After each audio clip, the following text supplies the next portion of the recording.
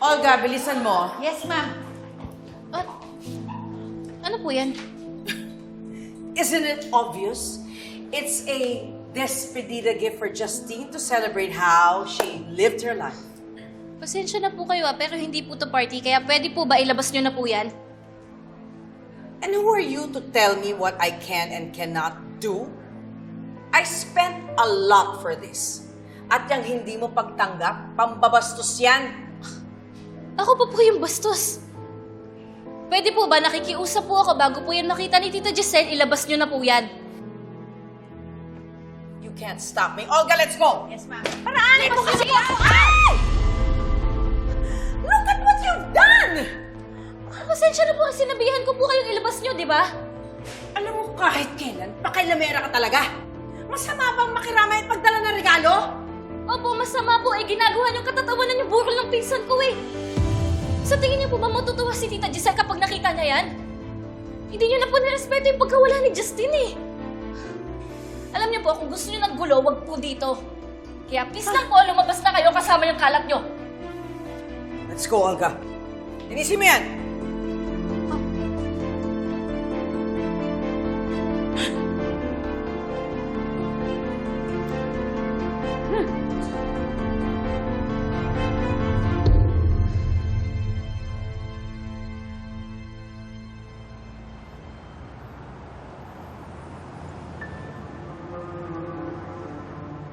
Buwisit talaga yung Annalyn na yan.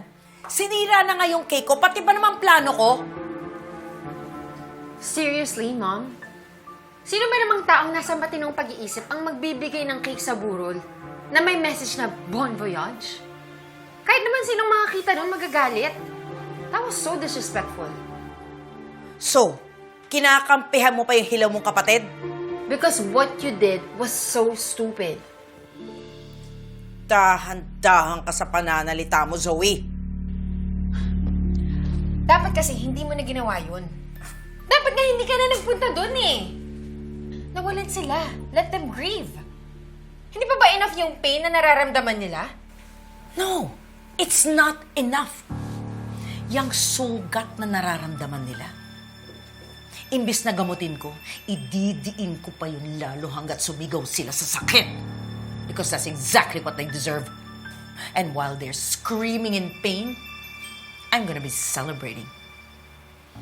Lahat ng mga binigay sa akin ng universe for my benefit, yung pagkamatay ng Lolo Pepe mo, yung panggugulo ko sa buhay nila, even my second chance in life, I celebrate all that. Ito pa kaya?